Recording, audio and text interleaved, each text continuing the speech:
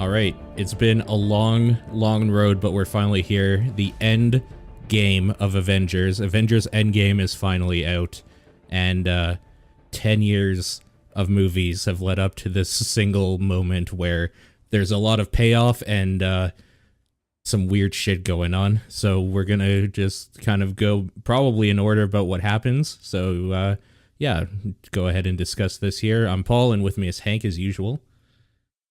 Hello. All right. They're able to have this end game because the Magic the Gathering card Commence the End Game just came out, so they were good. Is that true? Yeah, there's a card Commence the End Game in the new set. I'm looking it up right now, actually. Is it just like movie releases? The spell can't be countered. How ironic. Yeah. Can't be stopped. Unstoppable. I really, really like that the flavor text on that card is "Even gods shall kneel." boy. Okay. So, okay, we're just gonna go through this movie and unpack stuff as it goes. So, sure.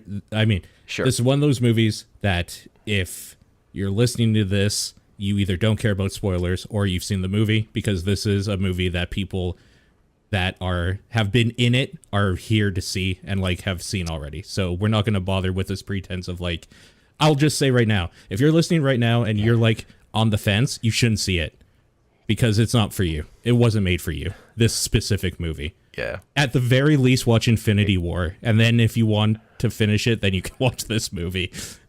Yeah, I was thinking about afterwards, like trying to watch this movie, someone who hadn't seen Infinity War, it just wouldn't work at all. It just doesn't try, which I think is fair because that's probably the most anticipated movie in the history of the world. Yeah, no, totally. So yeah, there's no point in just saying that. Like, that's my spoiler-free review. That if you haven't seen the other movies, you might as well turn this off. It doesn't matter. This isn't for you at all. Period. Okay, this takes place right after Infinity War, a couple weeks after Infinity War. It actually starts with Jeremy Renner's character, who is just kind of like chilling with his family, being like, "Ooh, I love my wife and kids," and blah blah blah. Yeah. Like just hanging out with them, having a picnic at the park, and then they disappear because Thanos snapped his fat fingers. Yeah, we get one last Dustin scene. Yeah, it's like people get dusted. It's really like obvious what they're doing the minute you see him with his kids. You're just like, oh, we're going with that opening. Okay, sure. And it's what you think. Like, they disappear within the first 5 minutes, and then he's just standing there They've alone. done a lot of these scenes. Yeah. They've done a lot of these dusting scenes. They're all the same. Yeah, so it's that scene. But I gotta love it every time. It's hilarious. It is really funny. And then like the title card comes up. So the way the movie actually starts, because I don't count that really.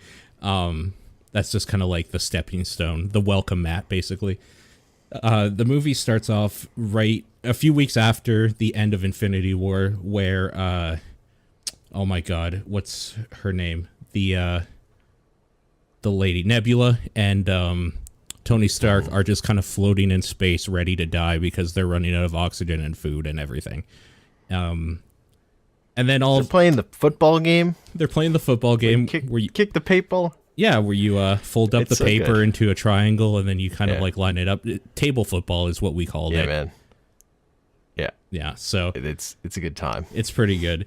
Besides the whole fact that they both have just like decided they're about to die, and Tony Stark is like leaving messages in case their bodies get found for Pepper. Fun times. Yeah, fun times. Everything's great. But luckily, because we have met her in the movie that came out just very recently, Carol Danvers decides to fly across the universe and pick them up and bring them back to Earth. So that's cool of her. And it kind of like showcases why Captain Marvel exists, because since she is Marvel's Superman, she is the one who has to do all the stuff that is literally impossible. She is the Deus Ex Machina answer to a lot of like stuff that actually can't be done otherwise, and that's fine. It's whatever. That's kind of how Superman is too. So she is very strong. Yeah, she is very, and it's why she. So here's the thing: she is very strong. Scarlet Witch is very strong. Scarlet Witch was introduced way too early, so they had to make her like disappear forever, basically, throughout the series because she could basically solve all the problems herself, otherwise, and they couldn't introduce Captain Marvel until now because Captain Marvel could just fix everything herself back then too. That's why they aren't around until now, basically. Yeah. I mean, you could position those characters differently so they weren't as strong as they were. And like Scarlet Witch, it's honestly unclear how strong she ever is. It's kind of weird because the reason why she was weak was because she was in love with a robot man. So I don't know. It's weird. She's been unsure about using her powers, whereas Captain Marvel is super sure of herself. Just kind of more refreshing. It is refreshing, but it's also why Captain Marvel couldn't exist until now for the movie-going audience, because it's like, oh, well, that's the answer to every problem right there. So she had to come after the problem happened, obviously. Otherwise, it's just like, oh, you should have just called her like way earlier, Nick Fury. What are you doing? But yeah, anyways, that's neither here nor there. She brings them back to Earth, like on their last dying breath, basically, and join up with the others at the Avengers hideout or headquarters or whatever you want to call it. And they're like, okay, well, let's go kill Thanos now. And they totally do. They find Thanos and they just kind of like attack him and cut off his fucking head. That's weird. So it's pretty good. It reminded me of the Snoke thing from Star Wars. So up until this part, my mind was of two ways. Like, I was like, I want to see how they're going to take this. They're either going to do the Nebula thing where they kind of like use his arrogance against him so that he like becomes some weird incorporeal being, losing like most of his power because he's no longer wearing the glove officially. And then like somebody who's close to him, aka Nebula, will sneak it off him and then they'll just like destroy him or whatever. Or they're going to do the time travel thing. So as soon as I saw his head get lopped off, I'm like, oh, they're going time travel. Okay, cool. That's how we're going. All right, then. Yeah. Like, I was pretty sure they were going to go the route where he's already gotten rid of the gems. Yeah. Because it makes more sense the way they do it. Yeah, like the way him living on the garden planet and having like hung up his armor is like the I'm done thing. So it makes more sense for him to actually completely gotten rid of the gauntlet. Yeah. Yeah, no, for sure. So at this point, it was just like, okay, they're going to go the time travel route, or like they're going to go the way basically of the quantum realm and Ant-Man and all that stuff, because they kind of set that up anyway. This, like, it all just like kind of flopped into making sense. Like, I kind of figured it was going to go one of two ways. This is the path they chose. Okay, cool. And then it also started leading me to believe, oh, okay, so this is probably going to happen. Captain America is probably going to go back in time to live out the rest of his life with Peggy. This is probably, like, it kind of, like, becomes super predictable at this point, because, like, the big thing for me was, does Cap live to do that? Because if he lives at the end of this, he's going back in time, and, like, that's how he leaves. And we'll get to that point. But, I mean, it totally happens. So they attack him, and he's just kind of like, I destroyed the gems and it fucked up my body in the process, which is why I'm like so weak right now. And then Thor's like, I hate you, and cuts off his head. That's the end of Thanos. So there you go. Basically, like, yeah, Thanos is like, starts talking to Nebula, and he's like, just like making his case again for why doing what he was doing was the right thing. And Thor just kind of like spazzes, panics or whatever. Yeah. And just cuts off his head. He's just not having it, for sure. Thor got a really rough deal. Seeing like your whole people get kind of annihilated. Like, yeah, he has problems. Yeah. So. Like a lot of, and honestly, one of the things I like about how this direction of the movie is that it's leans heavily into the PTSD thing. What they've been doing with the Avengers movies since the first one. Yeah. But I think this movie did it the best it just because like the scale of what happened was so nuts, you get why people wouldn't be able to like get over it. totally. And that's kind of where it cuts off.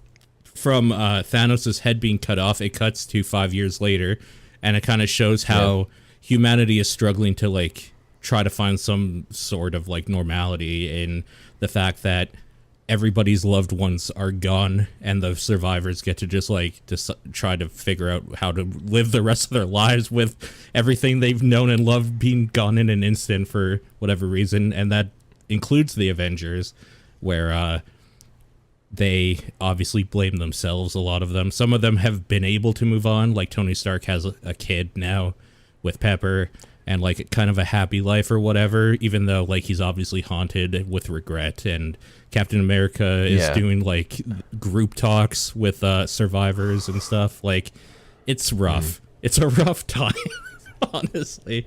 Well, I like that Tony, who was the most adamant that they needed to prevent this, is the one who's like actually doing the best. Like, his life is actually great. Yeah. Despite his trauma, whereas like some other people are doing less well. Hulk's doing pretty good too. But yeah, Hulk found this weird inner peace thing going on. It's weird. It's super odd. Look, they did Smart Hulk. They did Smart Hulk. I like their version, and I like their version of Smart Hulk. I do too, but like, I'm gonna be real, it's kind of a bummer not seeing him smash. It's kind of a bummer not seeing Hulk smash. We get some Hulk smash. I mean, half-heartedly, because he's trying to fit in. It's actually funnier that way. Well, but I like when he puts his hands up. Rah! Yeah, it's pretty good. So I guess that's another thing, is that even though this movie is dire and like just sour notes everywhere and like depressing and terrible, it still has a lighthearted like humor about stuff, even in like dark moments. And I think that's like super important for the MCU brand in general, for their writing, and this is no different.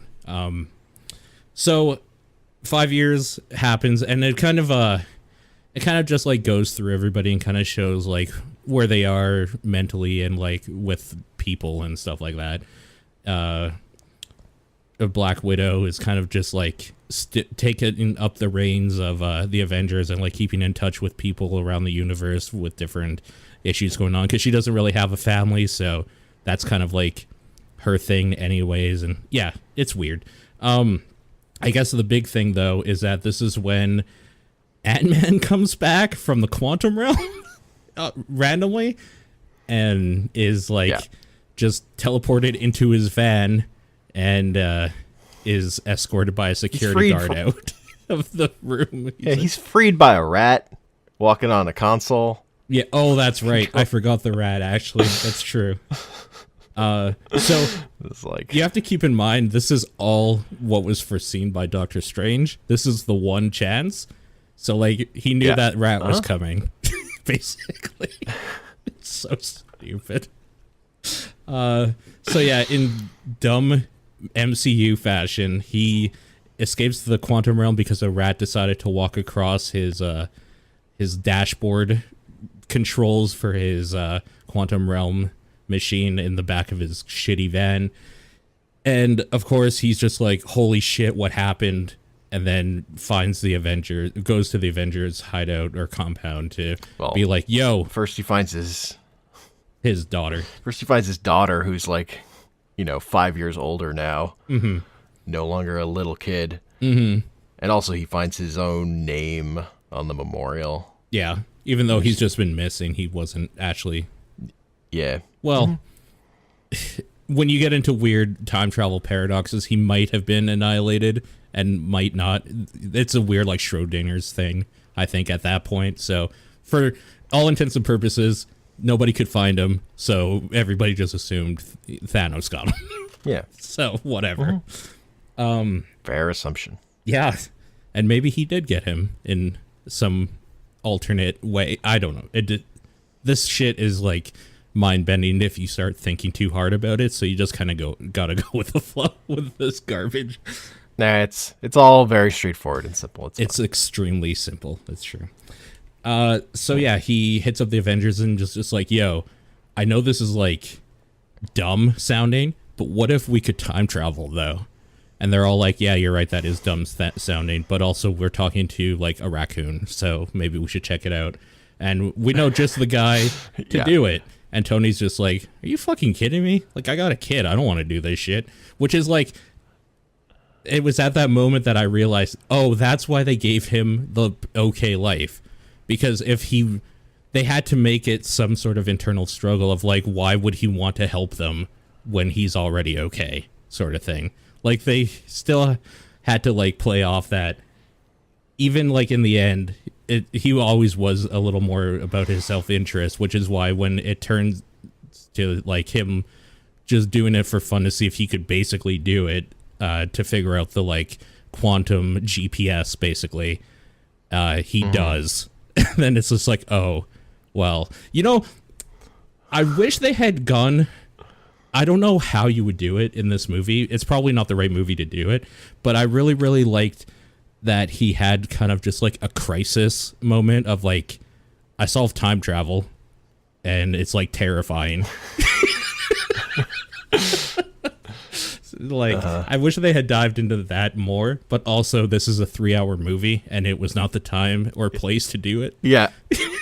Yeah, no, if ever you're thinking, I wish they had done more of this, it's like, okay, but we're already it's a really long movie. It's extraordinarily long. I think the way they did do it was good enough, though, with his whole being like, I should just like drop it in the middle of like the lake or whatever and just like go to bed, and Pepper just being like, yeah, but would you rest knowing that or whatever? It's like, okay, you know what? You summed up like this whole problem and like got to his character in like one line. That's just good writing. So it's fine. Yeah. And yeah, so he just basically goes back to the Avenger compound, is just like, yeah, I fixed your problem. It was kind of easy or whatever. At this point, they had been testing with Scott to see if they could like transport him and bring him back in one piece, basically. And they brought him back multiple times in different stages of life, basically. Yeah, they describe it as they put time through him instead of sending him through time. Yeah. I thought that was kind of a clever little gag. Obviously, like, for the silly, like, he's a baby and now he's an old man and blah, blah, blah. But, like, also, like, the way that, like, Tony Stark knew, like, the way they would go and why it was probably screwed up. Because he's a smart dude. Yeah, and that's when Hulk gets reintroduced, because they go to, talk to the second smartest guy they know. Yeah. Bruce Banner. And he turns out he's just the Hulk all the time now. Yeah, he's just always the Hulk. And you know what? I guess that makes sense, because in a world he's where always angry, there's a lot of people that have nothing left to lose, I bet there's probably a lot of muggings and stuff, and you're not going to mug a guy that big. So walking around as him is probably easier. He has fans. He does have fans. He dabs for them. Best part of the movie, as far as I'm concerned. Kind of the only way to go. Okay, so I guess the big thing is we finally got to the core talking about how this movie goes. So the way that they're going to fix this problem is not by going to the past to kill Thanos and like create alternate timelines or like destroy this one or blah, blah, blah. It's to actually this is all part of the same timeline, because the way they're talking about it is you don't go back to the past and change stuff to change the outcome in the future, because that future will always happen no matter what, and it'll just create an infinite time loop or whatever. So what you do is you go back to a point where you can get stuff to help you in the future and then continue on your future. So the idea is, instead of just grabbing the stones and like bringing everybody back and killing Thanos in the past, we're going to bring them back to the future, then bring everybody back, and then we're going to put them back, put the stones back. If Thanos is dead, there's no reason to believe that he's any problem anymore. Now we just have to figure out on how to get half of every being in the universe back living. So we're going to bring them all back. We have to. Then we're going to go back in time. The time heist. Yeah, it's the time heist. The time heist. The time heist, yeah. Exactly. And then we're going to put... I love that idea. We're going to put everything back just the way it was. so that like it doesn't create any time paradoxes, basically, and we're going to continue on our timeline and blah blah blah.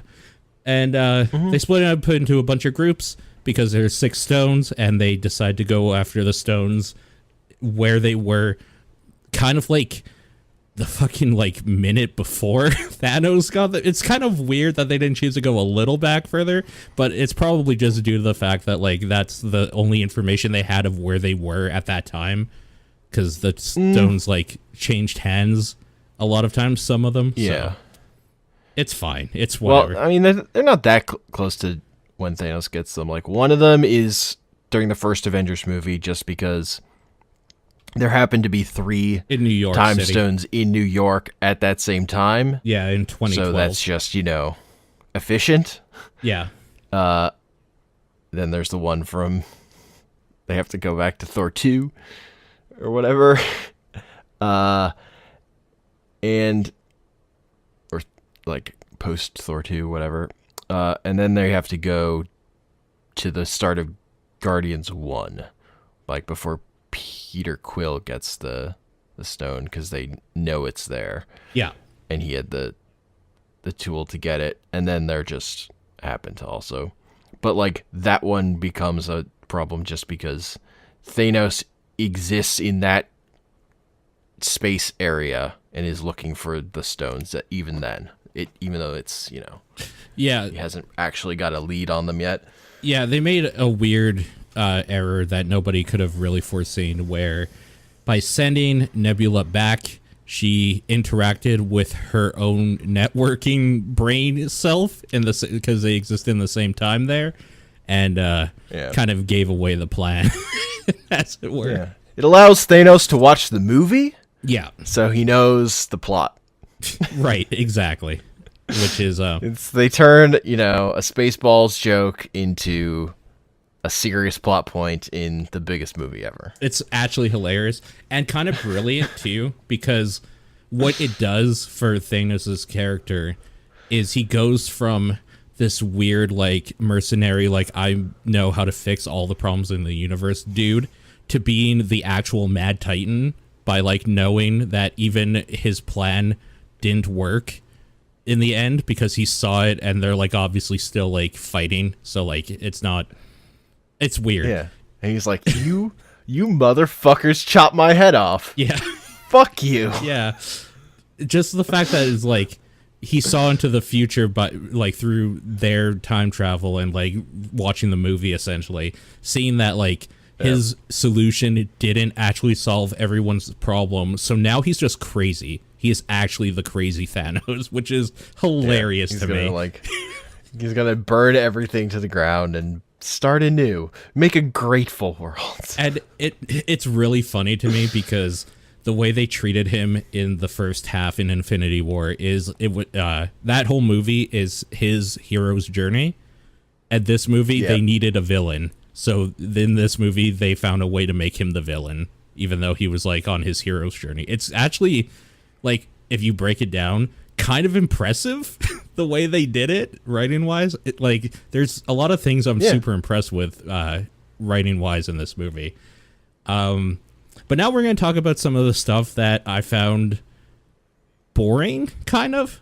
Like, not all of it. It has its ups and downs. So this whole time travel thing, 6 different stones in different parts of time. Like, I know 2012 is one of them in New York. That's the one you were saying for the 3.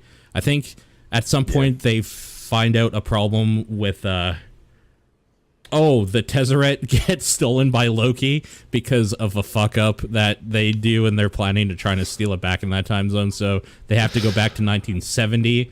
And at the same time, they also get some of Pym's magical juice, basically, so they can continue time traveling, which was another small problem they had that they were able to fix. Yeah, they were limited on the amount of Pym particles they had left. Yeah. So they end up being able to get more when they go back to the 70s to steal the Tesseract in another time they knew it is. Yeah, but also Loki just stealing the Tesseract and dipping, and that... Just in that timeline, Loki just got the Tesseract and left. It's really good. I find it really funny. Yeah, it's super, super good. It's like the big loose end in the movie. Yeah. I was thinking about that. Like, nobody knows now. Loki just exists somewhere. So there's that. I mean, maybe Captain America cleaned it up, but we don't know. Yeah, we have no idea. So that's I'm sure that's probably something that they wanted to do. They didn't want Loki to like always be dead, obviously, because they were probably going to use him for more stuff. Yeah. They have an option now. I think so. I have to just get this out because I was fucking dying, and nobody else in the theater like made any sound or anything. They actually got Captain America to say "Hail Hydra," and I was like, "Oh my god, the best Easter egg! This is the best timeline." It's pretty hilarious. It was pretty great. And I was annoyed because, like, I feel bad saying that I was with my girlfriend, and, like, she has no idea about, like, even memes, let alone, like, that thing happening in the comics. So it's like, I have nobody to share this moment with, and I was dying. I was so, like, so happy. Oh, man. I couldn't believe they put in a Hail Hydra. That was so good. Yeah, that had a pretty good audience reaction in my theater. Damn it. It didn't have any in mine at all.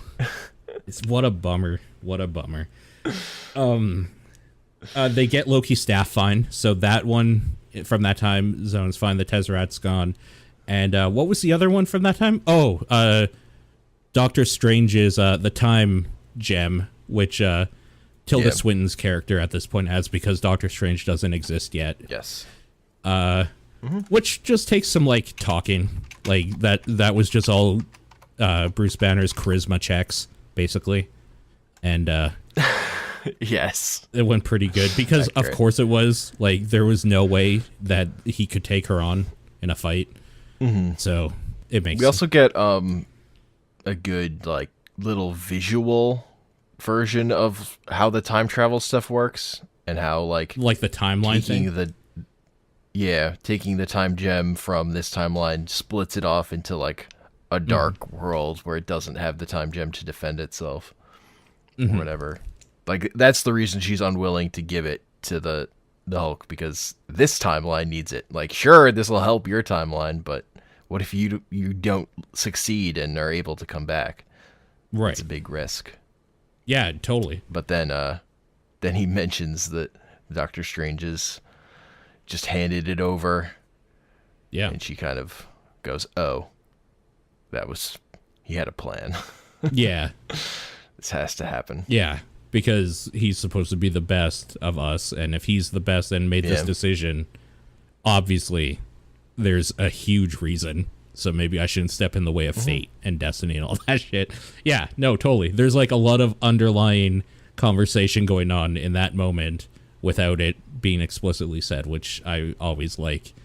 And we get to see some normal Mark Ruffalo because his soul gets slapped out of him. Yeah, that's true. So he's just his spirit talking to her. That's true. Yeah. So, okay. And then the 1970s thing, it was fine. Honestly, it seemed like kind of like, first of all, an easy way to kill two birds with one stone, but also to get Tony some FaceTime with his dad is what it feels like. That's why that scene exists and why it wasn't like... Well, it's also to like reestablish the Peggy Steve thing. Yeah. Yeah, they push that a lot, and that like pushed me further and further to be like, yeah, I get it, movie. I know what you're gonna do. It's okay. We'll get through this. Okay. But yeah, there's no like villain that's in their way in that time at that time. No, yeah. So it's pretty uneventful. Which is nice. Like it's really nice that there's some of these timeline things that are just like, no, it worked out fine. Like, why would it not have? You know exactly where it was, and you were there at that exact time and grabbed it and left. Big deal. Yeah. The one... I mean, sometimes the Hulk walks into you. Because he had to walk downstairs. Yeah. Fucking stairs. He was pretty mad. He should have just jumped from the Hulk top of the mad? tower. Yeah, you're not wrong. but they told him to use the stairs. Yeah. Like, it seemed like that was the whole reason why he went into smart Hulk form is because it's easier to like be your own person when you're not so stupidly blinded by rage that you just follow orders all the time. You can actually think for yourself. Like the stairs, for example.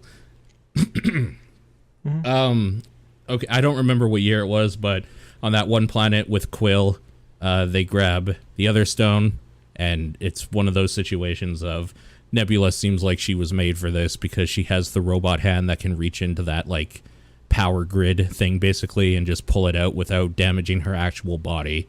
So her and Rhodes grab it, and Rhodes is just like, meet me back at the thing, and then he leaves, and she has a brain aneurysm, which is actually Thanos reading her or watching her memories or whatever, and that's kind of like how that happens and whatever.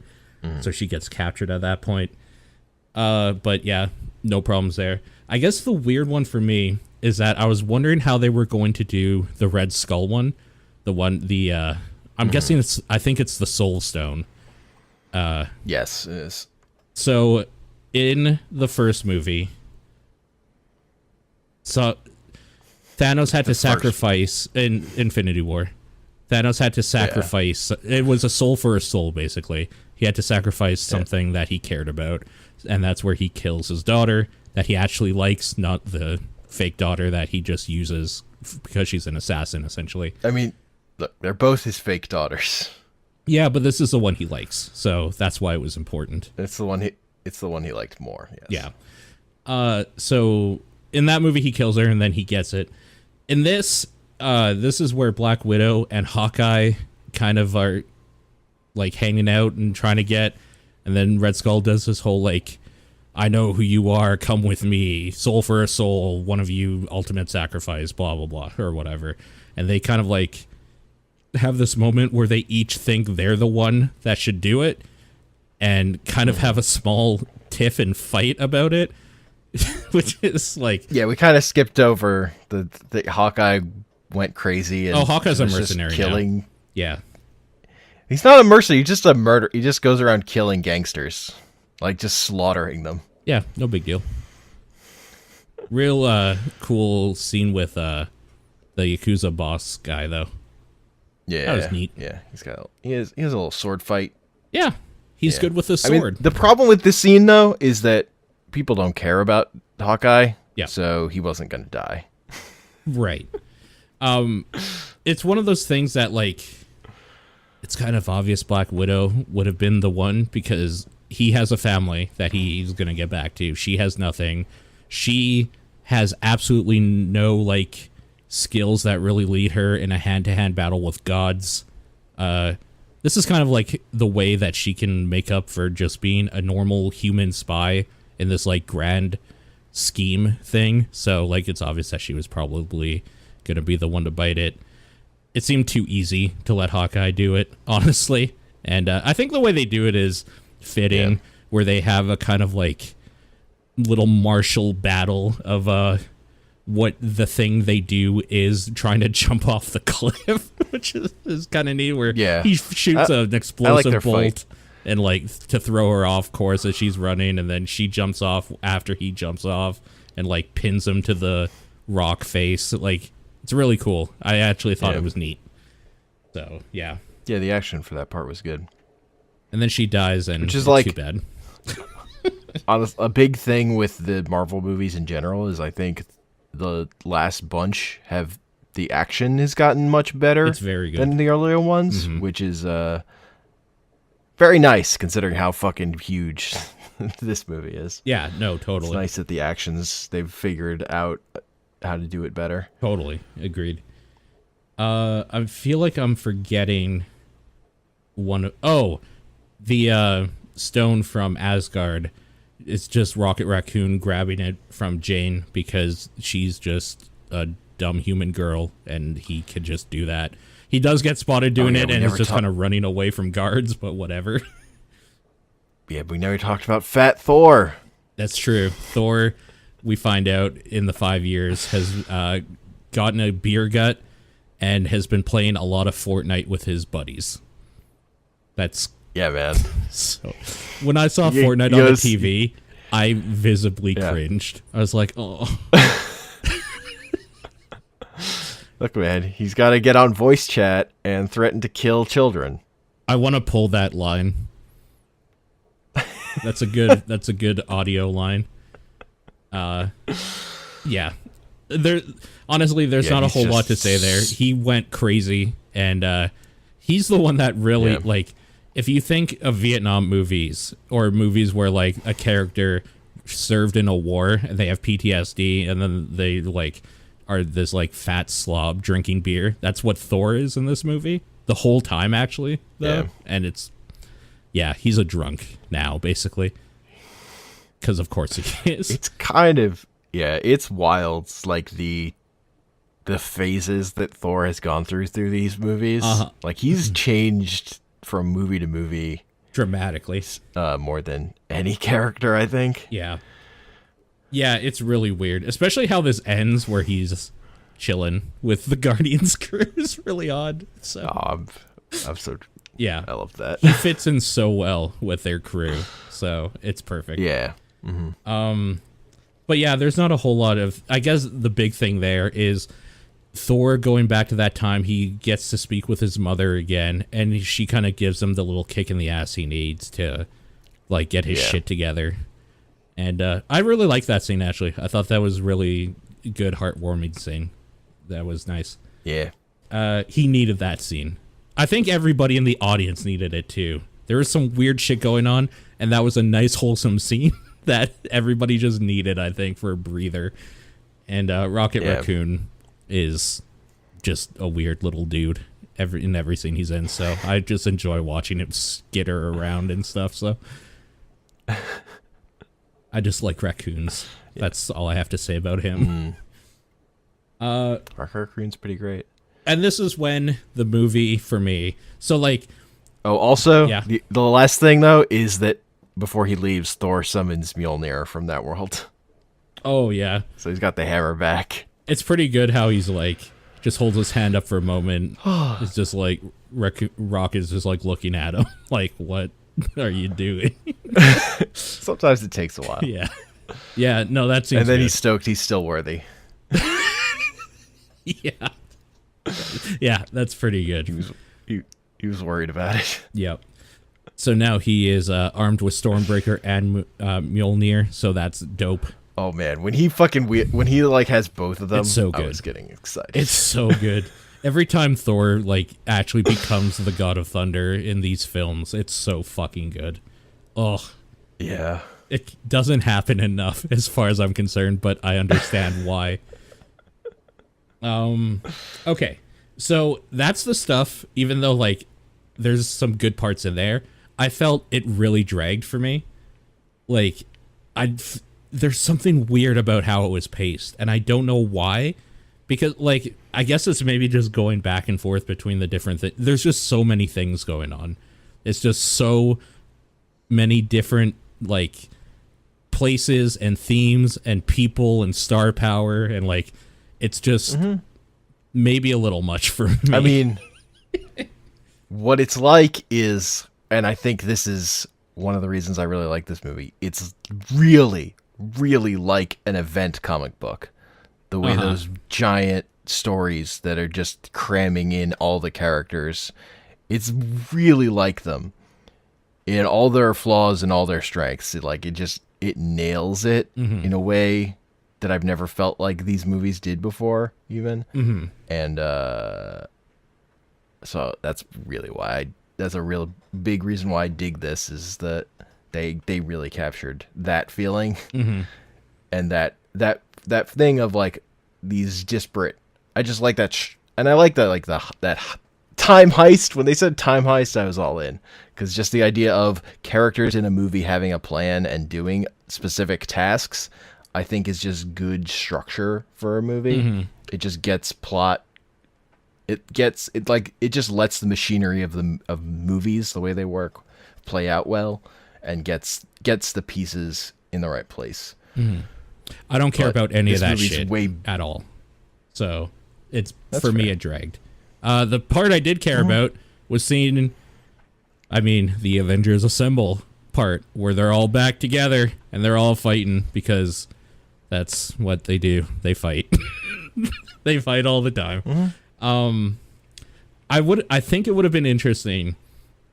Like, I know why you can't do it. Well, here's the thing, is that it's Disney. They can do whatever they want, and it would print money. I think if this movie was just all the time travel stuff, and they kind of, like, went more into each one, it could have been okay. I felt like there was either too much or not enough. Like, I wish it had gone further with the time travel stuff and, like, maybe put some, like, cool new ideas in there, and then that was the whole movie, and then the next one was just a giant battle. Or they just, like, skip over it a little more than they did. Like, I would have liked less or more, basically, of that stuff. And I don't know how you do more, though. Like, the weird thing is that the battle that comes up is obviously the most expensive thing they've ever done, ever, because it's crazy. And I don't think you could do a full movie of that battle, because that would be the most expensive movie ever made, probably. Yeah, I don't know. Maybe you do a... I don't know. It almost seems like I wish this was a Netflix series or something, or like a series, and this, like, each time travel segment was like a full episode for an hour. Like, I think that would be kind of cool. I don't know. Whatever. Anyways, this is a 3-hour thing. I think they probably did the best with it they could. I just didn't care enough about it myself. So for me, the movie starts here. This is when I was, like, all in. They have the stones, and of course everything goes wrong because it's a comic book movie, and there's always a problem.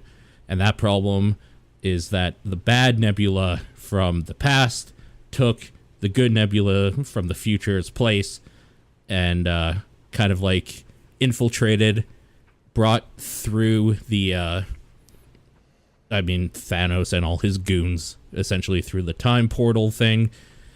And it just comes through as a warship and it just, like, bursts through the ceiling. Yeah, it's really good. And I think what I like about that too is that they don't notice because they're so busy bringing everybody that was gone back and, like, doing the gauntlet thing. So, like, they've, like, locked themselves down. Yeah, for sure. And then, like, you don't know for sure if it worked, but they give you, like, some little things indicating that it did. Like, birds start chirping when it was completely quiet before, and I didn't actually notice until that moment that, like, it was, like, deathly quiet in every scene outside, which was kind of weird. Yeah. But the big thing is that Hawkeye's wife tries, like, calling him on his cell phone, which I felt was maybe a little ham-fisted way to show it, but whatever. It's fine. It's cute, I guess. It's like, oh, okay, it definitely worked, actually, because he's getting the call. And there's some talk about who should be the one to do it. Yeah. And then Hulk's like, nah, it's got to be me, because you're all fucking weak. You're all weak. I can handle it. Also, gamma radiation's kind of my bag, baby. Yeah. But it still fucks him up. He just now has one tiny arm. Yeah. He skips arm day on that side. Yeah, that part is actually kind of scary. Like, when that happens and he's just, like, getting fucked. Just like, holy shit. Yeah. That's a lot of power. I guess, like, that makes sense. The power of gods would probably do that. Look what it did to everybody in the Raiders of the Lost Ark when they opened the Ark. So, like, yeah, that's a thing. Gods have a lot of power. So, yeah, he brings everybody back, and he has weird weak arm syndrome after that, and is kind of, like, burnt looking just in general. This is such a stupid detail. I really, really like that they made a gauntlet using, like, the Iron Man, like, form-fitting tech that just, like, goes bigger or smaller depending on the head. I don't know why. I just think that's really neat and satisfying to see it, like, open up really big for him. It's so good. Yeah. But yeah, Warship comes through and just starts blasting the shit out of things, and Thanos is just kind of waiting for the gauntlet, basically. He just kind of sets down, tells Nebula to go get him the gauntlet, and that he's just going to chill here. And he literally does that. He just sits there and waits for a while Yeah. everybody kind of like gets out of the rubble that was their base of operations. And for me, it's just like the part I really, really like, just like chills from that moment of like the three, like Thor, Captain America, and Iron Man walking out of the like rubble up to him. Just like, oh, it's so fucking on. Here we go, boys. Here we go. Here we go. Oh, it's so good. 10 years and 2 hours of movie, and here we go. It's happening. And, I mean, it's hard to, like, really, it's a fight. Like, it's hard to talk about without, it's a thing you have to see. I think it's really cool. Some of the big stuff, obviously, is Thor being lightning god and just like glowing and lightning sparks and everything. I just think is so fucking cool every time, and this is no different here at all. I guess the big difference though is that Mjolnir is wielded by Captain America because he is worthy at this point, and it's fucking dope. It's so good. Oh my god. Just like so good. Throwing the shield and then smacking it with the hammer to create a sound wave and then throwing it and just like batting it back and forth on him. Oh my god, my brain. I was just like, it's so fucking good. Oh, it's very good. Just like wanted to cry. I was so happy. It's so good. And then Tony Stark's doing Tony things. At this point, I'm kind of less impressed with Iron Man in general because like it's always just a laser beam that's split up different ways.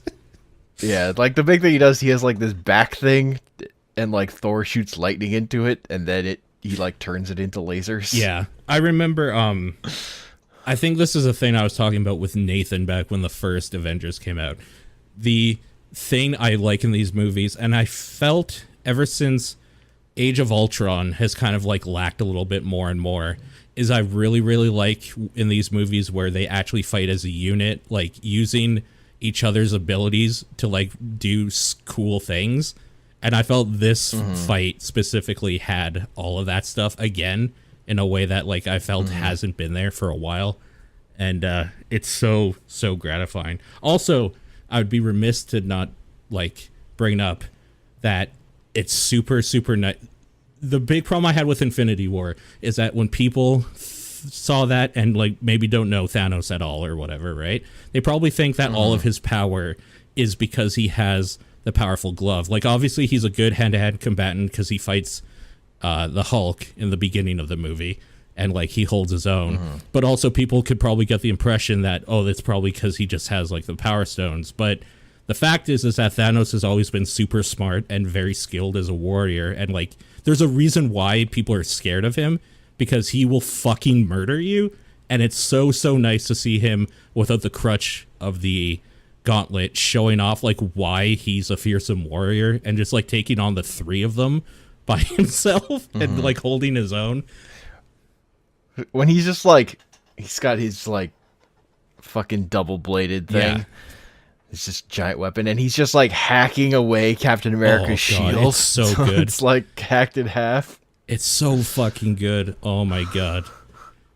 And then like Captain America using the shield, like tightening the shield strap to like hold his arm together, basically. Fuck. Oh my god. There's so many good scenes. Oh my god. Oh, sorry. Okay. I'm bummed out that the Hulk kind of does nothing again. I really like the Hulk, and I understand like that he has like a character arc thing, and he's kind of not maybe as entertaining to watch or maybe even as good of a strong fighter as when he just goes berserk and like attacks everything that's in his range. But I really like that part of the Hulk in the other movies, and I kind of miss that in this and the other one, but the other one I don't even count because he's just Bruce the whole time. Yeah. Bummer. No, that's fair. It's the reason I, in general, don't like Smart Hulk that much as like a thing that happened in the comics. I prefer Savage Hulk. I like Hulk Smash. I love it. Yeah. I miss it. I mean, honestly, my favorite Hulk is like this weird, like not super dumb Hulk, honestly, but it's just pissed off Hulk. Just like very angry, like just mad. Like there's a storyline in the comics, like, and they're good cult comics where he's like separated from Bruce. There's like this one good storyline where like Bruce Banner is the villain, trying to. It's like he keeps changing back and like being put in ridiculous situations by like evil Bruce. That's pretty good. Yeah, that sounds pretty good. In this though, that has the line, "You wouldn't like me when I'm not angry." He's trying to get the Punisher to shoot him in the face so he can stay angry. I mean, that's just smart thinking right there.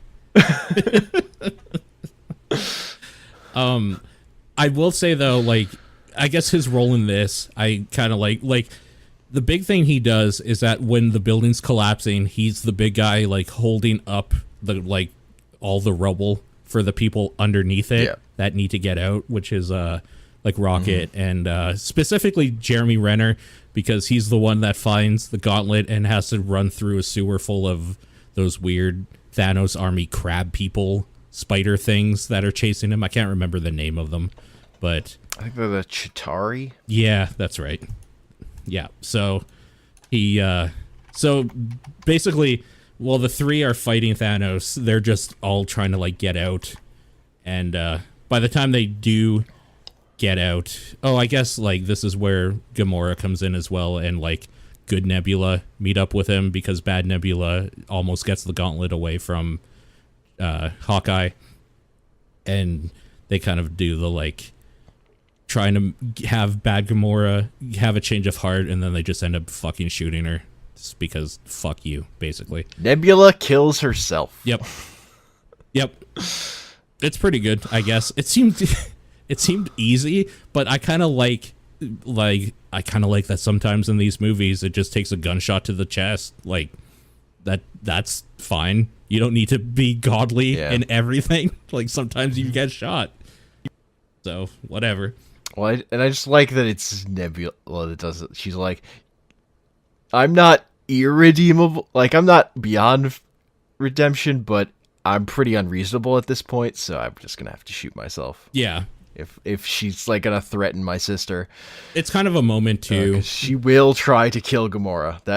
She's like well aware that she's going to try and murder Gamora. It's kind of like a metaphor and a moment for her too, of her killing her old self, like literally. Yeah, so, like her character growth. Yeah, exactly. I was surprised, like honestly, how much I liked Nebula at this point in these movies. Yeah, because I fucking didn't care about her at all to begin with. Holy shit, what a throwaway character she used to be. She was pretty good. Yeah, she turned out to be real cool. And I'm excited to see what she gets into now later on. Yeah. So, yeah, that's kind of like the big, I think, Gamora scene. I guess the other Gamora scene is that eventually when Quill comes back, they have like a meeting, but obviously she doesn't know him because they didn't have, she's past Gamora, that didn't have the whole like interaction and dancing and love scenes and all that stuff, so she just kind of kicks him in the balls. Like she actually knew of him though, because sure, Nebula, I guess, told her about him off screen, and she's just like, really? I like this guy? Yeah, it was him or a tree or whatever. It's like, yeah. That's basically Gamora though. Like she's done at this point, so I figured we should just talk about that scene because that's it.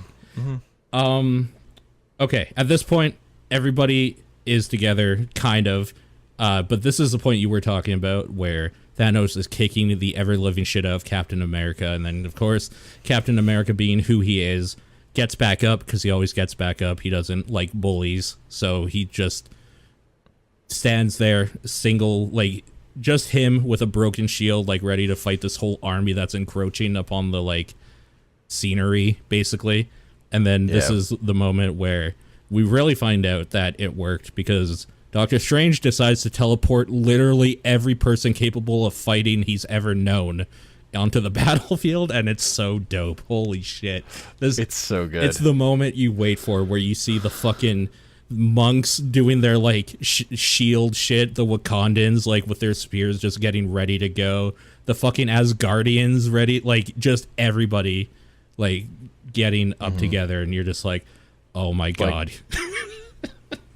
Yeah, no, that moment really reminded me, there's like the first comic that got me into Avengers stuff was in like the Onslaught story. It was like the final issue of that, and it starts with a scene like that of like all the characters showing up. Mm-hmm. Where there's like the X-Men are getting their asses kicked by Onslaught, and then the Avengers and everyone else just shows up, and they're like, it's just a great scene that I loved, and this is like the movie version of it. I just like that shit a lot. I really like that stuff. This is like what I was wanting to see for sure, and I am so happy. And like, so obviously there's a whole lot of like, I don't know what you'd call them. Let's call them pawns for right now. But then you like get the hero classes also coming out with their groups, like Valkyrie like flying in on her Pegasus is fucking dope. The one that got me is fucking Ant-Man walking up as just a giant, just like, oh my god, here we go. It's so good. And somehow Spider-Man swings those characters in. to just really, you just need those characters that like really visually stand out from the rest. Yeah. And fucking Giant Man over there is a pretty good one. Yeah, for sure. Because I can't ever remember his name. Black Panther's name. Do you remember? Black Panther's, like his real name, his first name or whatever. Fuck, I'm blanking. Yeah, right. All that's coming to mind is the actor's name. Oh, that's weird, because I don't actually even know the actor's name at all. Chadwick. Oh, T'Challa. Boseman. That's what it is, yeah. Yeah, T'Challa. Yeah. There we go. Like, him with his people, and like, I don't know, it was just so cool seeing them all come out. Seeing Scarlet Witch come out, because I'm like obsessed and in love with Elizabeth Olsen, like my heart stopped. It was, I don't know why. This is weird to me, maybe, but it was weird seeing Evangeline Lilly, or Wasp, or whatever you want to call her, come out, because I think this is the first time she's been in that ensemble, right? So like seeing her beside she's only been all in the of them, Ant-Man movies. it's so weird. It was really weird for me, but like I think it's dope. Seeing Drax come out is just like, oh right, I like that guy. I wish they had like shown him fight a little bit more, because Drax is supposed to be like super strong, but we never really see him fight, so I don't know. Yeah, I mean, the version of him in the movies, is even in the Guardians, is more of a joke character than he ever was in the comics. It's a but weird. He does way get they a moment took of him. like jumping on a big guy's back and just stabbing him in a bunch. Yeah, so that's pretty good. Yeah. I wish they had done a little more with him. It's very short, because he's literally called Drax the Destroyer, and they don't really show why in the movies, but whatever. The movies are like a whole different product, so it doesn't matter. Yeah. I'm trying to think. Yeah, I mean, like in the comics, Drax is way more tied into that Thanos stuff. Yeah. Originally, isn't that his only reason for literally existing? Is to kill Thanos? Just to kill Thanos. Yeah. Yeah. So, you think he'd be more in there, but nah. It's always nice to see Spider-Man. I don't know what the hell he was able to swing in on, but he swings in from a portal, so obviously he found something. Like Brock things that were high up in the air. I guess so, sure. He was like swinging. He was swinging. That's why he had to be very far away, so he could get, really get the swing. Yeah. But yeah, they build into that one where they show everyone else first. Yeah. Before he swings in. Yeah. Who else? They know. Who else is there?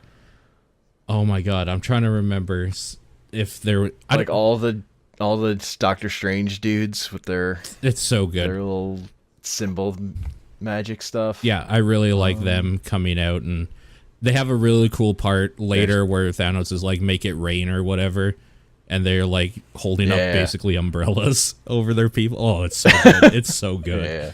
Yeah. Bucky is there. Oh, I don't care about Bucky at all. And Falcon.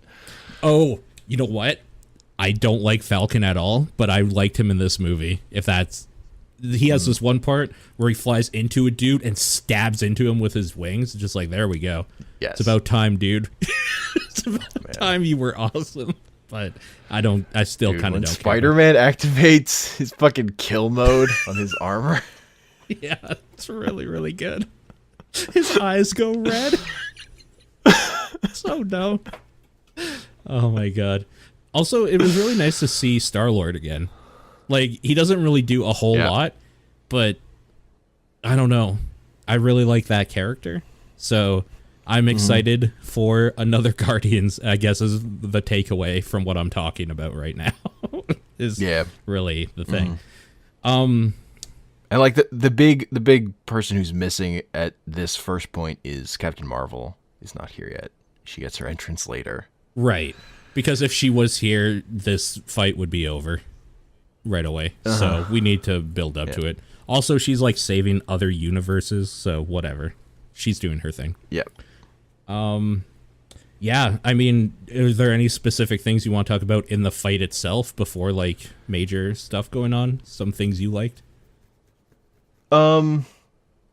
I mean, I really liked when Captain Marvel shows up because she's just so powerful. Yeah.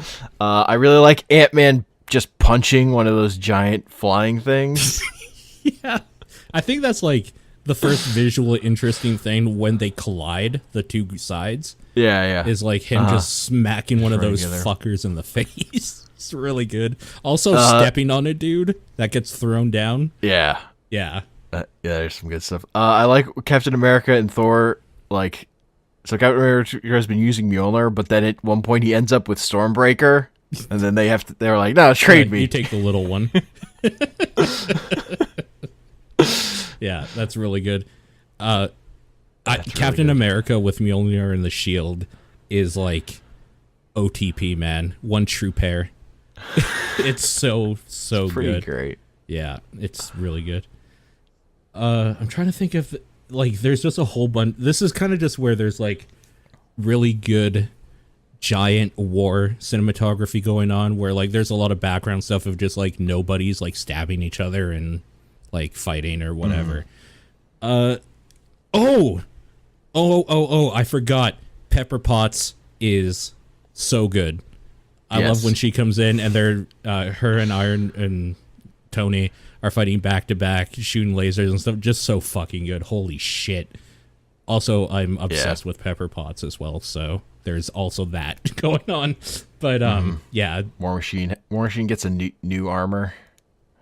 Oh yeah, I didn't even notice actually, to be honest. Because his got after up. the explosion, he's got all fucked up, and he ejects from it. I didn't notice. It's too bad they didn't give him like tank armor, just like giant like machine guns or something. You don't really see him do a lot in this one. I guess probably because you see him earlier, so they don't like focus that much on it. So whatever. Yeah. Okay. So I guess the big thing here now is that this is when the gauntlet held by Hawkeye comes into play, and he is passing it off to Black Panther. We get some cool shit of like Black Panther just like dip, dive, dodging and all that shit, like through all these enemies and like taking out giant groups as he's doing it, and then passes it off to Spider-Man, and they're passing this thing up basically is the way it's going across the battlefield. Hot potato, yeah. That so Mjolnir being thrown and then Spider-Man like grabbing onto it to get out of just like a clusterfuck of dudes crawling all over him while he's activated in war mode is really good. Yeah, there's some really, really cool stuff going on here. But this is where Thanos sees what's going on, and he's like going for the glove basically. And I think this is also when Scarlet Witch is just like, oh hey, I'm gonna rip you apart basically, and just like this is really good, lifting him up in the air and just like ripping him apart, his armor and shit. Yeah, so he's just like fire on us. Yeah, fire on everyone. Everything. Yeah. Crazy motherfucker. Yeah, so then that happens, but then suddenly all the ship stops firing on the ground and starts firing in the air. That's Captain Marvel flies in and just flies through the ship like 2 or 3 times. Also, we got that really good scene that reminds me of Star Wars, of like the like horizon shot of it falling in the background and blowing up is really, really good. Yeah. Man, Captain Marvel is so her cool. flying through the ship also remind me of that part from Last Jedi with the light speed through the Star Destroyer moment. So during all of this, though, the glove gets knocked away, and there's a scramble for it. Thanos eventually gets it, puts it on, and then Captain Marvel grabs his hand before he's able to snap and just, like, starts bending his fucking hand back because she's strong. Yeah, well, so their goal is to send Thanos back in time, but their primary time machine was destroyed, so they're gonna use the one that was in Scott's van, the quantum realm machine that was in there, and the van is like in the middle of the battlefield, so they're trying to get to that. Yeah. So Captain Marvel like tries to fly across the battlefield with the glove, after she gets it from Spider-Man. They have a little interaction that I thought was cute. Yeah. He's like, "Hi, I'm Peter Parker." Hey, Peter Parker. Yeah, it's really good. And then Thanos kind of cuts her off from reaching there. Yeah, if I remember, I think he just like throws his glaive into the van and like destroying the machine, basically. Which is how he like gets rid of his weapon. Mm-hmm. And then they're like, oh yes, and there's a moment in the battle where Tony talks to Doctor Strange. He's like, you said we had one chance. This is it, and isn't it? And he's like, if I tell you, it won't work. Yeah. And then at this point, when Thanos has stopped her, Doctor Strange holds up the one finger to Tony. Yeah. It's like, really good moment for sure. It has to be now. And then there's this kind of a fight to get the glove. Yeah, and Doctor Strange is kind of taken out of the fight because he has to like hold back this lake that's gonna flood everything after the ship was firing on everything and wrecking the landscape. I do think it would have been fun in the writer's room just being like, okay, Doctor Strange is like a god. How do we make sure he doesn't just Deus Ex Machina this fight out of existence? Oh, this is how. He has to make sure that everybody in the field doesn't die the whole time. So, like, and this is a thing that they've done through all of the movies when they started getting into the gods. Like, how do we make sure Thor in his first movie doesn't just God of Lightning the big baddie at the end and kill him instantly? Oh, he's an idiot. I don't know. There's like weird reasoning, and I don't like the first movie that much. There's weird reasoning in that one. But yeah, I don't. Thor, like, we could do a full hour on Thor alone because I have some weird thoughts about that whole, specifically about his movies are so fucking different and weird in bad and good ways that's like a whole different topic. Yeah, I don't think there's a whole lot more to really talk about. I guess like this is the big moment where he's about to snap his fingers, and then he does, and then he realizes that the stones aren't there because they're on Tony's glove, and it's there's this whole like line, I guess, like we didn't mention it before, but there's this whole idea that Thanos is like, I'm inevitable, just like that he's gonna like destroy everything at some point anyway. And he's like saying like, I am inevitable, snaps his fingers, nothing happens. And this is like the moment that Iron Man gets where he's like, I am Iron Man. It just snaps his fingers and like a fucking shockwave goes out and dusts everything that's from the past, basically. And that's it. That's the movie. Yeah. GG. Easy. All you needed. GG easy. All you needed were the 6 stones. And to snap your fingers, God, what was so hard about that? Yeah. Well, and then you die. Yeah, so this is like the ending part stuff now, where this is like the finality part. So, Tony Stark was not strong enough to do what he did, which is why it's the grand sacrifice. I think most people saw this coming, that Tony would have the grand sacrifice of some sort. So this wasn't really that much of a surprise. It was a really bittersweet, sad surprise to see Pepper Potts in her Iron Woman suit with him as he dies. That's fucking, like, just sad. But the part that made me sad is, like, there's a funeral for him, like, a little bit later on at the ending, and, like, his daughter is just, I just can't. That shit gets to me. The daughter, like, being at the funeral and the, like, I love you 3000 thing, like, oh, no, it's so bad. Why? Why? She's gonna grow up to be a villain. Just watch. Just watch. This is how villains are created. This is how Thanos literally started. So, yeah, I don't know. But, yeah, so he gives the grand sacrifice. There's a really nice moment of them doing the memorial of, like, pushing his heart thing out onto the lake that says, like, proof that Tony Stark has a heart on it. And I guess, like, what I like about that part is the pan just, like, back from the dock showing just, like, all of the Avengers, basically, or all the important ones, if we're gonna be real. And that whole thing, just, like, mourning his loss or whatever. That's not true. Spider-Man's not there. That's true. Spider-Man's at school, actually, hanging out with his bud. Yeah. So that's cool. He had to go back to school. That's because Spider-Man will return in Far From Home in July. So look forward to that, I guess. Yeah, the actual last movie in this phase of Marvel movies, technically. Yeah. As far as I'm concerned, this was the last movie, like, for me, in my heart. This is, like, literally what 10 years has been building up to.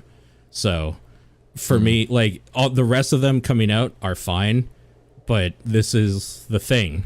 Like, this is what I've been waiting years for, like, literally. So it feels almost like a weight has been lifted in a weird way, but it's also kind of sad. So I don't know, just, like, nothing really to look forward to for me yet until they start announcing some cool new stuff that they're gonna do. What else at the end? Oh, like, a big thing is Thor telling Valkyrie that he's not gonna stay as king of New Asgard, and that they're gonna look to her, so she's gonna be the queen of Asgard, or New Asgard, and he's gonna hang out with his new buddies and Guardians of the Galaxy. So that was kind of nice. I can't wait for that shit. That might be, like, the best series going forward. Chris and Chris. Yeah, exactly. They have such good chemistry together. Like, that whole crew has such good chemistry together. Yeah, I mean, my biggest problem with Guardians 2 was that the characters weren't together enough for me. Yeah.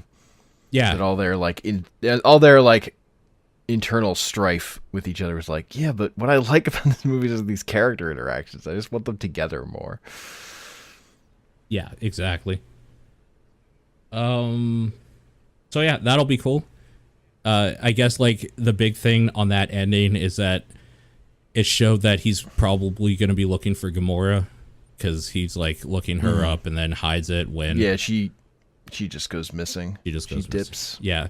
Like, I guess, like, I wouldn't blame anybody for thinking that she was killed in the thing, because he probably snapped his fingers and just killed everybody. That was part of the posse. But the thing about all movies is that if you don't see the main character die on screen, and even if you do sometimes, by the way, they're not dead.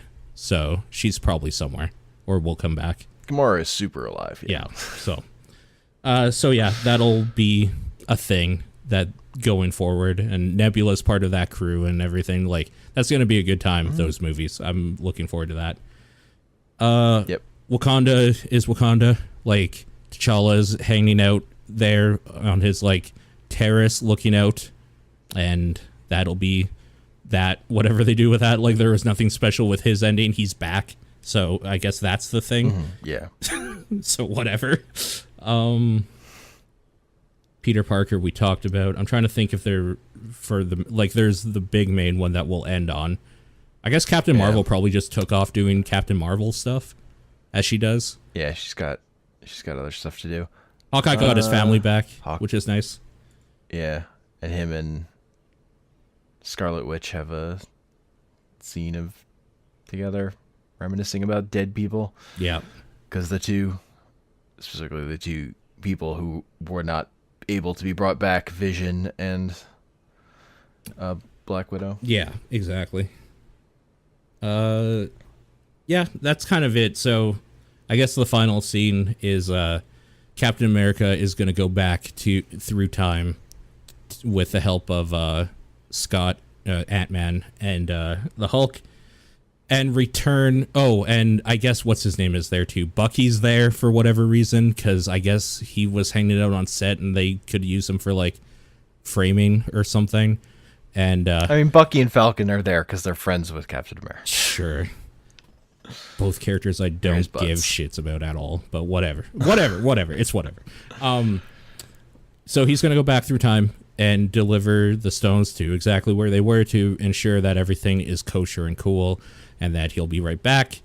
And then he decides somewhere along the way that he is going to go back in time and live out his life with Peggy, which is, foreshadowed forever in this series. So that's really, it's just nice to know that he got like a good life. And it kind of ends on this like nice note of him just kind of sitting there looking at the lake in his late, probably 70s, 80s, whatever, 90s even. I don't remember. If he goes back in the 40s and he was probably like early 30s, late 40s. Yeah, no, there's no way. Well, I guess a super soldier could like be over like, yeah. No, he'll live to be like, it's established in comics he has like an extended life. Yeah. Not like, so he's well over 100 in that scene. Like into his hundreds, yeah. Mm-hmm. Yeah. Okay. And he's still kind of sitting there. Falcon goes up to him and is just like, yo, what happened? He's like, I lived my life. I took Tony's advice and it was beautiful. And he's like, you want to tell me about it? He's like, nah. But that does remind me. And then he gives him like the Captain America shield. And he's just like, you're the captain now, bitch. And that's what it ends on. It'd be so much better if it was like, you're Captain America now, bitch, scene. Cut to black credits. He picks it up and he's like, this is mine. Yeah, exactly. He picks it up, just like puts his head down and whispers solemnly to him, Hail Hydra. Cut to black credits. Yeah, gross.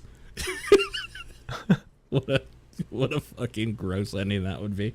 Yeah, but that actually is where it ends. He gives him the shield and it just like, that's it. Credits. So no, that's the end. That's the end. Captain America gets the happy ending he could never get in comics because comic books never end. Yeah.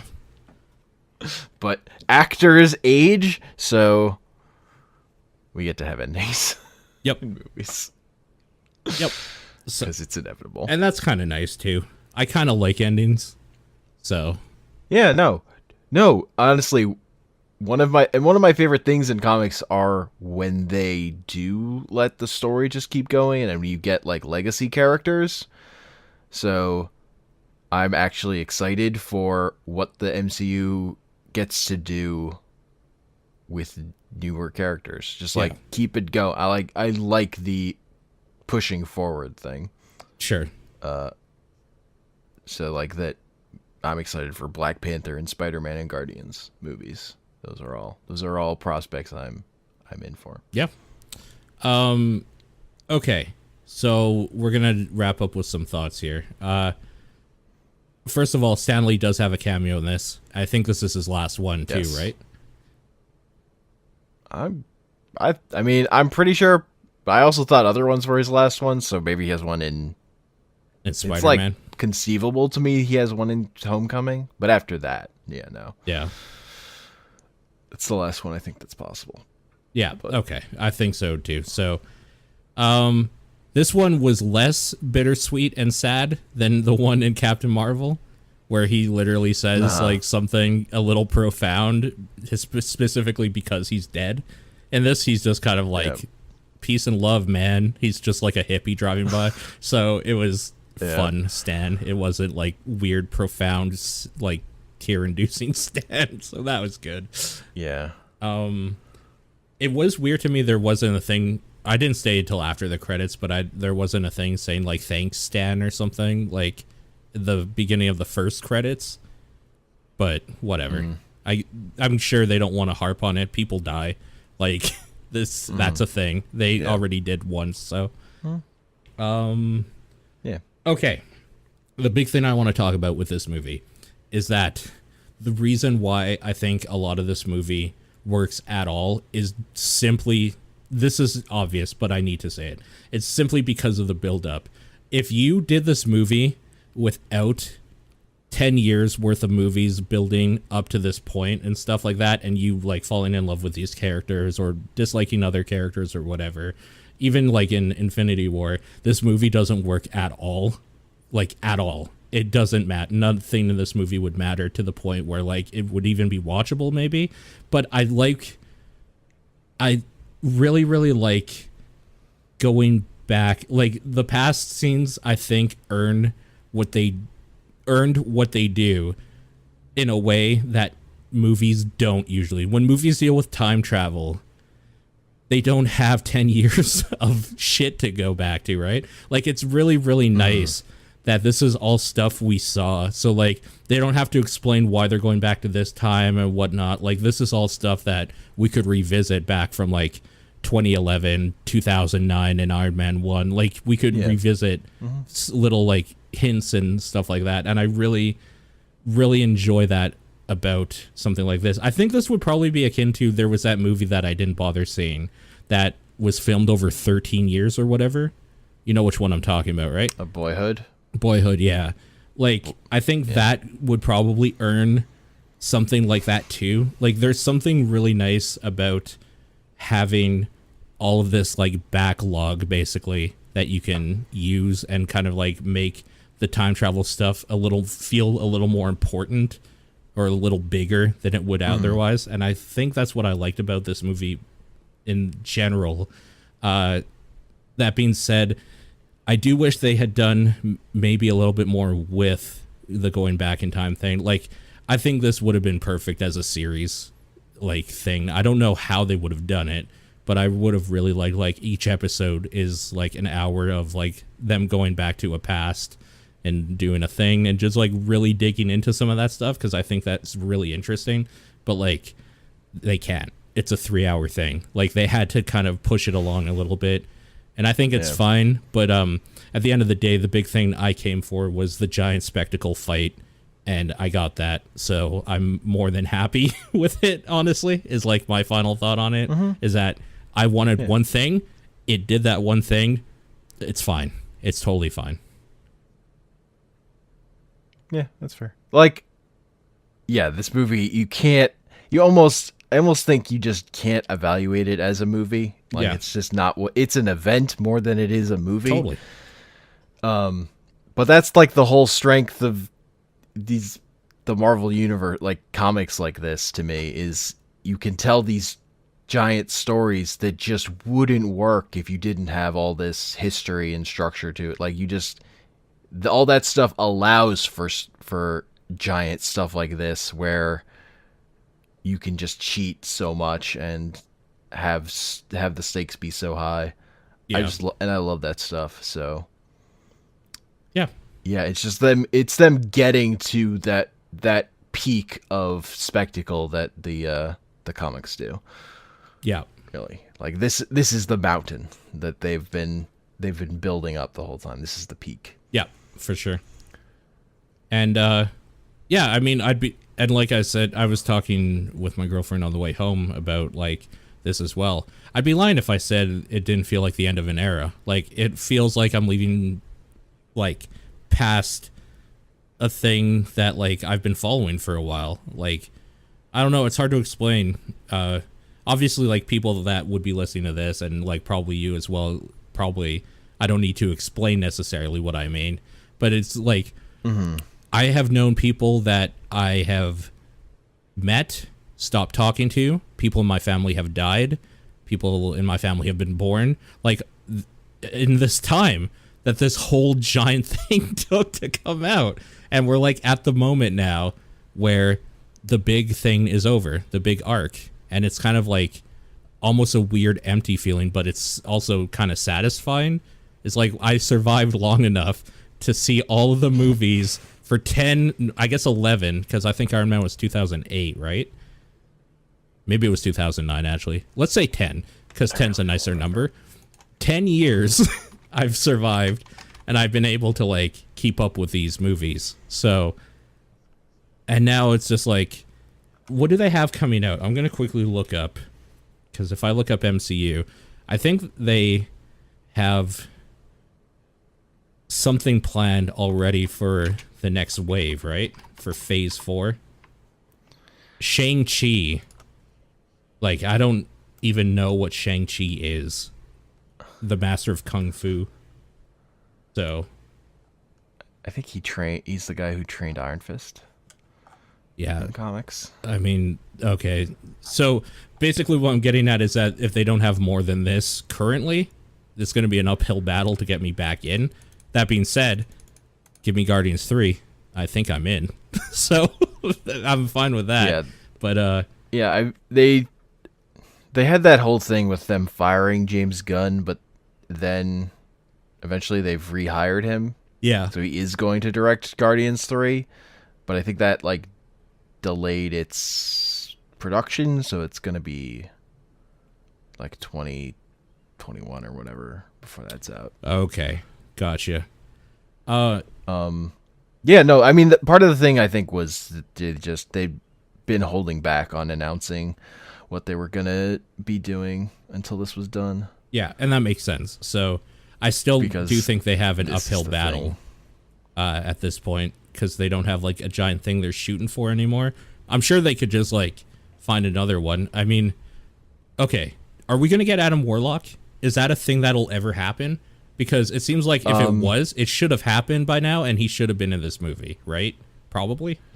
Technically, I actually forgot about this when we talked about Infinity War, but they've already teased him in Guardians 2 in an end credits thing.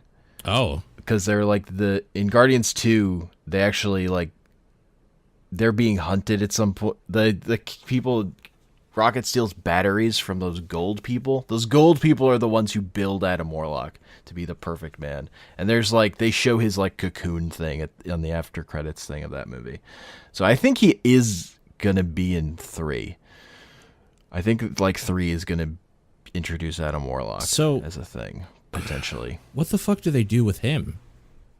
I mean, I have no idea. Obviously, like, I don't want you to answer because, like, you're not a producer on the series. So. Yeah, no. I mean, because he should have been there. They have to do something that makes him more interesting than his comic book character, is what they have to do. Like, my whole thing is that if they were going to do that, he should have been here. Mm-hmm. This is where he fits into this whole thing. So, I don't know, man. I mean, that's, like, where most people know him from, is from the Infinity War story, but, I don't know. He was a part of, like, the comics that came later where, like, this version of the Guardians were developed. So that if they do, like, Annihilation or a story like that, he'd still have a role to play. And they could do, because there's like a story where Ultron, like, uses Adam Warlock as his new body or stuff. All right. They could do Ultron again in space. That was a good story. They should not do Ultron again. Or maybe they should and do it right.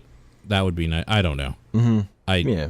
I mean, yeah, Avengers 2 was bad, but yeah, you could do Ultron better than that. Okay, so Captain America's done. Like, he's made that abundantly clear for, like, a full year now, basically. We knew that Robert Downey Jr. is done, so he's out.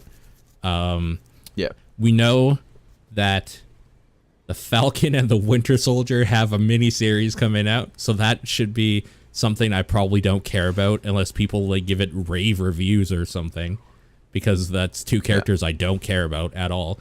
WandaVision, I'm kind of in, because, again, I have a creepy obsession with Elizabeth Olsen, so I'll probably watch it just for her and see, like, what wacky hijinks Vision gets into, or, like, what they even do with him, if anything. I don't know. That's going to be weird.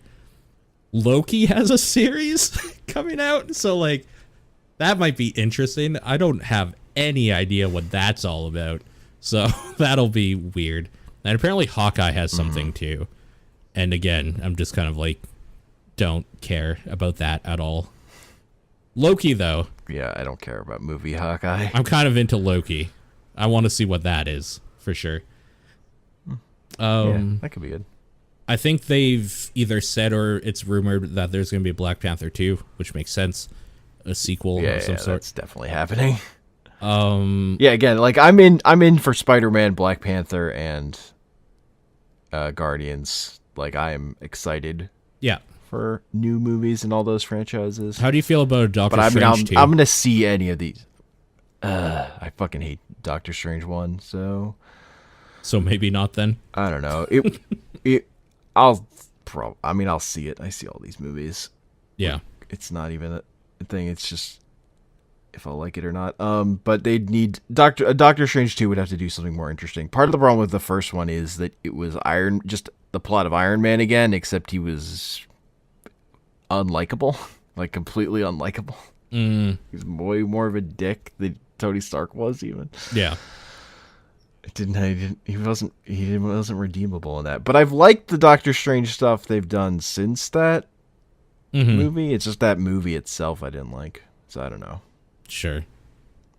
I think that character just works better for me as a supporting character. As a side character. Yeah, I agree. Yeah. For sure. I'm trying to think of some other stuff. Oh, I was going to ask you, actually. Let's talk about the Avengers movies just as their own separate thing. Let's rank them right now.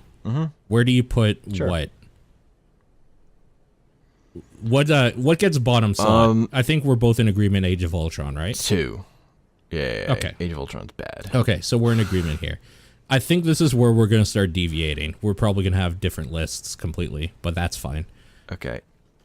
So. And also, what are you counting as an Avengers movie? Literally the ones that have Avengers and then something. No, because Captain America, the first Avenger, doesn't count. So yeah. Let's say that the first word has to be Avengers. Okay. So you're not counting Civil War? I'm not counting Civil War. No. Okay. Then honestly, my ranking's pretty easy for me. Then. Yeah, I didn't want to go into like let's rank every movie because that's ridiculous. Yeah. No, that's fair. I mean, at some point maybe we should do like an article or something doing that anyway, because that might be fun. It's just Civil War is like the one, because that one is Civil War is actually matters to the plot. Okay, it's the one that like it matters to this arc. I feel like out of like any of these movies. You know what? Yeah, any of these Avengers movies. But it's not an Avengers movie is the thing. I'm going for like the ensemble, like giant cast, stupid big thing going on. My thing is, Infinity War kind of isn't an Avengers movie even. Yeah. It's a Thanos movie. Yeah, it is. Okay. Like, he's the main character of that movie. Let's count Civil War, because I remember when we were talking about that when it came out, we were both like, why isn't this the Avengers Civil War? So, it's fine. Yeah. Let's count that. Fine. Okay. Okay. So, we both are in agreement, though. Age of Ultron, bottom tier. Easily the worst. Yep. Okay. What's the next tier up? I think the first one. Really? I'm gonna blow your mind right now. It's probably Civil War for me. The Civil War is I think that movie's very up and down, but that movie has Spider-Man in it, and the first Avengers movie doesn't have Spider-Man in it, so here's the thing. It's pretty easy. The only part about also, Civil War I care about Civil is the War fight they have at the airport. That's all I care about in that movie. No, I really like when Cap and Tony are just punching the shit out of Tony. Oh, at the end. Bucky. Like, that fight at the end just feels more viscerally satisfying than most of the fights in these movies up until that point. Yeah, I mean, so I think don't that agree. Part's also good. Civil War is next for bottom for me. Okay. So for the Avengers, the first Avengers movie has not held up for me when I tried to rewatch it. Okay, see, the Avengers for me might be my top, the first one. I don't know though. Okay. What's the next one for you? So third from the bottom, I guess.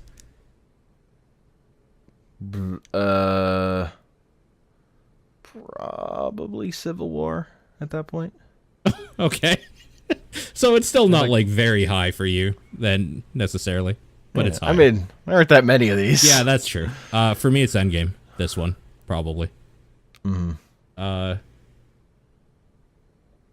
It's weird. I almost want to say Infinity War and Endgame are the same giant movie, but like I know that's not true. They're very different. Yeah. I don't know. I thought this movie was fine, but I remember really liking Infinity War. So I'm going to say that this is probably my next from the bottom for me. Okay. Then my next from the bottom would be Infinity War. Okay. I would rank this as my favorite, but that's just because I like this giant dumb bullshit. Like, it's not that I would argue this is a better movie. Right. But yeah.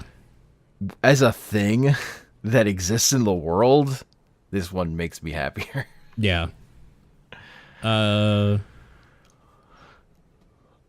Actually, you know what? Infinity War. But that's also probably some recency bias.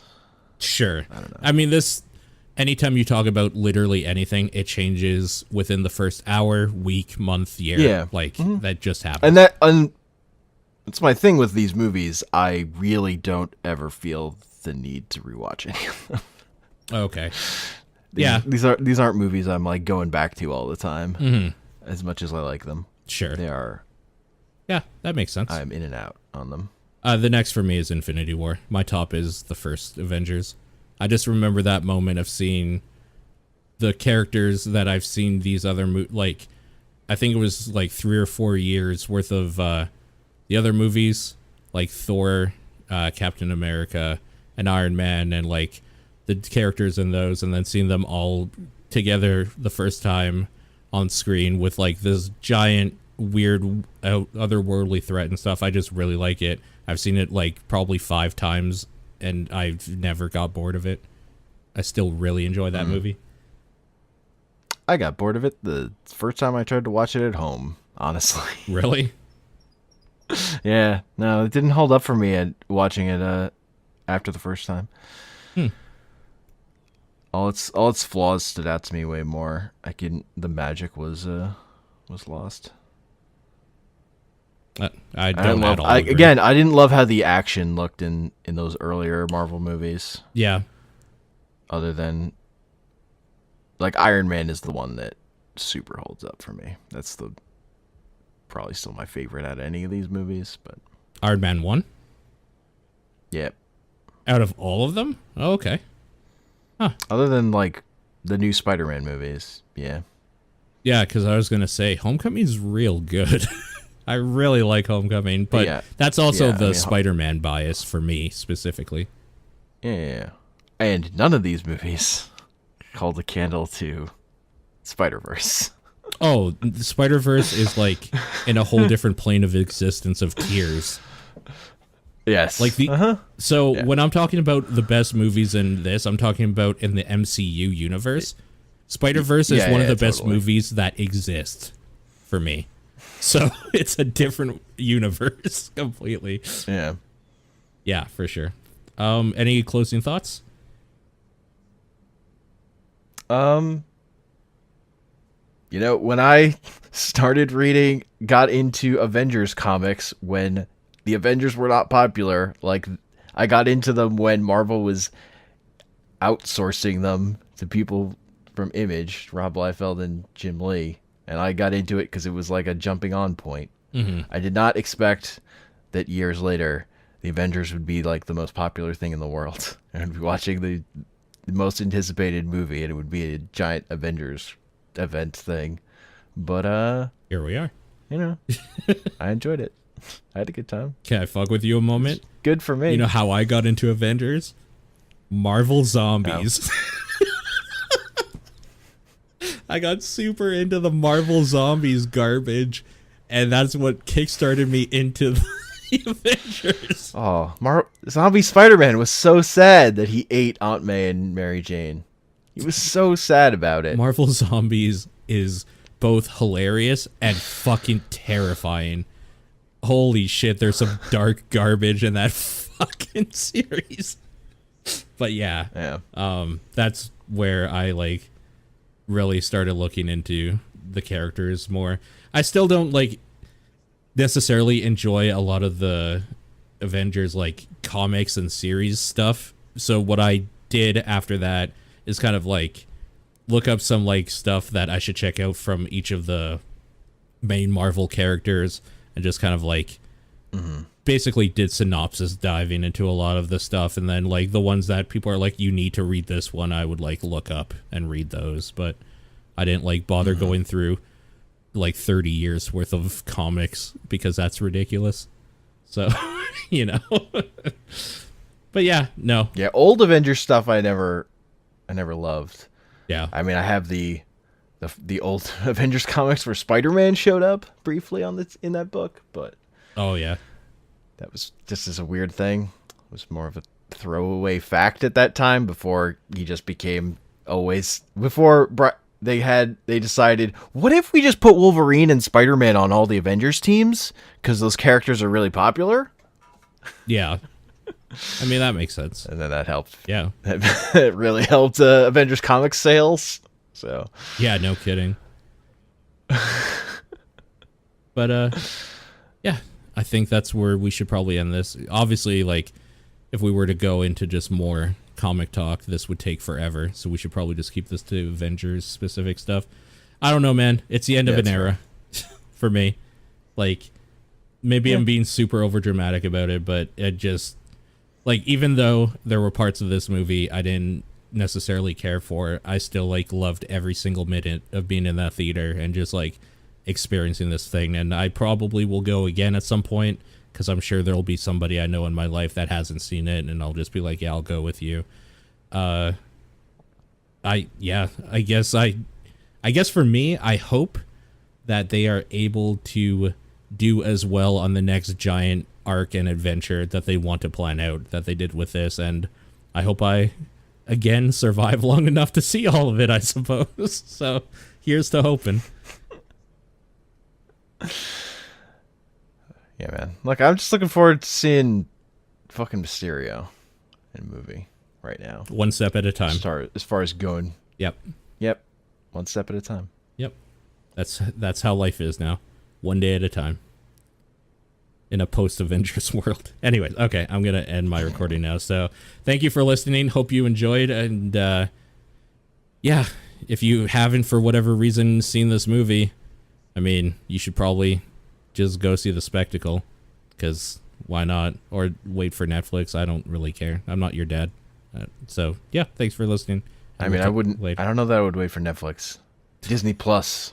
Nope, wait for Netflix. Ignore Disney Plus. Wait till it's on Netflix. 2035. All right. Goodbye. Peace.